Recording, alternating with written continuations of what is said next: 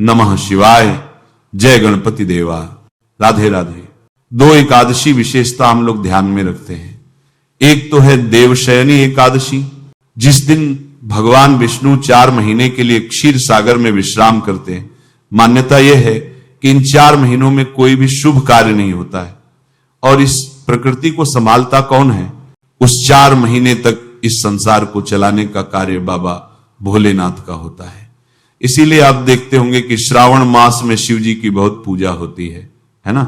अब आ रही है देव उठनी एकादशी, जिस दिन भगवान विष्णु अपनी निद्रा को त्याग करेंगे और उसके बाद से शुभ कार्य प्रारंभ हो जाएगा। जैसे कि तुलसी शालिग्राम देव उठनी, विवाह के बाद देव उठनी जो एकादशी है, उस पर ही तुलसी शालिग्राम विवाह होता है। और इस विवाह में जो भी सम्मिलित होते हैं वह बहुत ही पुण्य भाग्यशाली होते हैं। उनके पुण्य का वर्णन नहीं किया जा सकता। एक और बात, जो लोग चाहते हैं कि लक्ष्मी माता की कृपा हमारे जीवन में बनी रहे, ऐसे लोगों के लिए देव उठनी एकादशी जो है ये बहुत महत्वपूर्ण है। इस दिन, इस एकादशी पर रात्रि के समय भी हमें वैसी ही पूजा करनी चाहिए जैसी पूजा दीपावली पर हम लक्ष्मी नारायण भगवान की करते हैं। आप अगर देवउठनी एकादशी के दिन भी दीपावली की तरह लक्ष्मी नारायण की पूजा करें, गणेश जी की पूजा करें, तो इससे आपको लक्ष्मी की प्राप्ति होती है, बहुत बड़ी प्राप्ति होती है। तो इसीलिए पूजन करना ना भूलें, देवउठनी एकादशी पर व्रत करना ना भूलें। एक विशेष बात और कह दूं, जब व्रत करें तो इस व्रत के बाद जब व्रत का पारण करें, उस समय हमें तुलसी और आंवला के साथ ही इस व्रत को हमें पूर्ण करना चाहिए, पारण करना चाहिए। भगवान का भोग लगाएं तुलसी और आंवला का, और उसे ग्रहण करके हम उस व्रत को पारण करें, तो लक्ष्मी प्राप्ति के लिए भी लक्ष्मी नारायण की पूजा करें। देवउठनी एकादशी की रात्रि में आपको मंगलमय हो, शुभ हो, व्रत कीजिएगा। बहुत प्यारा संदेश है कल यहां पर, क्योंकि कार्तिक पूर्णिमा है। देव दीपावली क्या है? कल जैसे हम लोगों ने अभी दीपावली मनाई थी ना, देवताओं की दीपावली कल है, वो कथा में हम बता देंगे थोड़ी देर बाद में। पहले ये सुन ले, कल के दिन दीपदान करने का बहुत बड़ा महत्व है, बहुत बड़ा। कितना बड़ा? जो आपने धनतेरस वाले दिन, नरक चतुर्दशी के दिन और दीपावली के दिन, ये तीनों दिन जो आपने दीप जलाए हैं, उसका फल मिल गया राजा बलि को। किसको? तुम रह गए ठन ठन पाल मदन, बस तुम्हारे पल्ले कुछ नहीं पड़ा। लेकिन अगर कल के दिन, पूर्णिमा, कार्तिक पूर्णिमा के दिन अगर हम दीप दान करते हैं तो उसका करोड़ों गुना फल हमें कल प्राप्त हो जाएगा। ध्यान दें, कल के दिन किया हुआ कोई भी सत्कर्म, दीप दान तो अवश्य ही करना चाहिए। अगर वो भी फल पाना चाहते हो, दीपावली इत्यादि का तीनों दिन वो भी फल पाना चाहते हो, आज का भी जो फल पाना चाहते हो और कल के भी जिस दिन का फल पाना चाहते हो, मोस्ट इंपॉर्टेंट कि कल दीप दान कीजिए। आप कार्तिक मास का आखिरी दिन है, कार्तिक पूर्णिमा भी है, देव दीपावली के नाम से जो जाना जाता है। कल के दिन कम से कम 5 दीपक गंगा यमुना नदी के तट पर, नर्मदा के तट पर अवश्य जलाने चाहिए। जब सूर्यास्त हो रहा हो, अंधेरा थोड़ा छा रहा हो, सूर्य जा रहा हो, चंद्र आ रहा हो, उस समय हमें अवश्य 5 दीपक दान करने चाहिए। और वो भी नदी के तट पर, सरोवर के तट पर, तालाब के तट पर, कुएं की मठ पर, ये अवश्य दान करने चाहिए। कम से कम 5 दीपक कल जलाने चाहिए।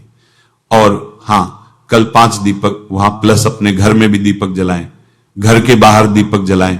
कई बार ऐसा होता है हमारे घर पर कोई उल्टा सीधा कर देता है, तो वो घर की नजर कैसे उतारे। कल के दिन जब दीप दान करें तो एक घर के दीपक बाहर आकर दान कीजिए और एक दीप से अपने पूरे घर की 7 बार ऐसे नई झाड़ू लीजिएगा। देखो, मैं आजकल हो गया हूं, तुम्हारी समस्याओं का समाधान करने का उपाय बताने लग गया हूं। पहले सिर्फ कथा ही सुनाता था, हां या ना, पहले सब नहीं बताता था। बताना पड़े लोगों को, बीमार बहुत हो गए भाई, कोरोना में परेशान हो गए बहुत लोग, तो अब थोड़ा सा ये झाड़ फूक वाला भी काम सीखना पड़ेगा। एक गुरु बनाना पड़ेगा हमें इसके लिए, जो तुम्हारे ऊपर झाड़ फूक करे। कुछ ऐसा थोड़ा सीखना पड़ेगा। क्या करें? डिमांडेबल चीजें हैं भाई, कथा सुनने वाले लोग कम हैं आजकल। यही बताओ महाराज, ऐसे कैसे होगा? बताना पड़ता है, क्या करें। नई झाड़ू लेना कल, आज चाहो तो आज भी कर लेना, शाम को और कल भी, दोनों ही दिन कर लो, क्या बुराई है। दोनों दिन करो, अच्छा है, कोई बुरे भाव से थोड़ी कर रहे हो, थोड़ा अच्छा काम कर रहे हो। तो लेके झाड़ू ले, दीपक लेके पहले दीपक से 7 बार ऐसे करना, घर की आरती उतारनी, अलाय बलाय कुछ ना रहे, अलाय बलाय कुछ ना रहे। ऐसे बोलो भगवान का नाम ले लेके, जिन भगवान को भी आप मानते हो, 7 बार ऐसे, और 7 बार फिर झाड़ू से ऐसे करें, और 7 बार झाड़ू से ऐसे करके घर की ओर, फिर उसको जमीन पर ऐसे 4-5 बार, 5 बार ऐसे मार दें, और भगवान से, अपने आराध्य से प्रार्थना करें, नाथ हमारे घर में किसी का किया धरा कुछ ना रहे, आपकी कृपा, लक्ष्मी की कृपा बनी रहे। उस झाड़ू को आप इस्तेमाल कर सकते हैं अपने घर में, कोई टेंशन नहीं, घर में आप उसको इस्तेमाल कर सकते हैं। और जो दीपक है, मैं इसलिए बता रहा हूं, आस्था पर भी कई लोग, बूढ़ी माताएं हमारी ऐसी हैं कि बेचारों को यूट्यूब चलाना नहीं आता है, फोन उतना, बच्चे लोग मास्टर फोन देते नहीं है तो बेचारे रह जाते हैं। तो इसीलिए अभी पहले से ही बता दूं कि दीपक ऐसे करके 7 बार, वह वही बाहर रख दे घर के बाहर, झाड़ू को घर के भीतर ले जाए, और दीपक घर में भी वैसे ही जलाएं जैसे दीपावली पर जलाते हैं। आप कल भी, वो देवताओं की दीपावली कल है, और 5 दीप, ये हो गया तुम्हारे घर की नजर उतारने का टोटका। ऐसा जरूर कर लेना कल, भगवान से प्रार्थना कर दें, और सभी देवता धरती पर होंगे कल। याद रखें, जितने भी देवता हैं सब धरती पर होंगे रात्रि के समय, देव दीपावली है, सब लोग धरती पर रहते हैं। तो आप उनसे प्रार्थना करोगे तो अवश्य वो आपकी प्रार्थना को सुनेंगे। आप ये प्रार्थना दिल से करें, उनसे अवश्य वो सुने आपकी प्रार्थना। लेकिन कल दीपदान अवश्य आप करें। अब हम हैं प्रयाग में, संयोग से संगम के तट पर, तो भाई घर में से एक आदमी भी चला जाए किसी आध्यात्मिक जगह पर, और वह वहां जाकर दीपदान करे, तो सब घर वालों को ही पुण्य मिल जाता है। मिलता है कि नहीं? तो जितने भी इस पृथ्वी पर देश विदेश में हमारे शिष्य हैं, आप सब चाहते हो अगर कि हम भी दीपदान करें, तो आप लोग अपना नाम गोत्र वहां पर लिखवाएं। अपनी जो भी सेवा इन्होंने बताई है हमारे संस्था के लोगों ने, वह करें।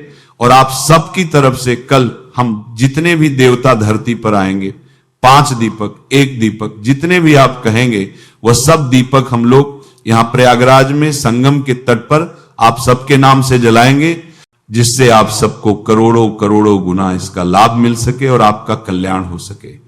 इसलिए इन सब बातों का स्पेशली आप लोग ध्यान रखें। कल का दिन बहुत बहुत महत्वपूर्ण है। इस विषय में कल अभी जब कथा कर ले, उसके बाद में अगर ध्यान रहा, अभी इसलिए बोल दिया, शायद कृष्ण जन्म में मुझे याद ही ना रहे, बाद में जब आनंद आएगा तो कहां याद रहेगा। आज तो ठाकुर जी का जन्म है ना, बैकुंठपति का जन्मदिन है, तो बैकुंठपति जब कृपा करेंगे तो फिर रह जाएंगे हम लोग। इसलिए आप लोग जितने भी लोग इस समय सुन रहे हैं, हम सब उस पवित्र समय में अपने कल्याण के मार्ग में प्रशस्त हो और शुभ कार्य करें। नमः शिवाय। जय गणपति देवा। राधे राधे।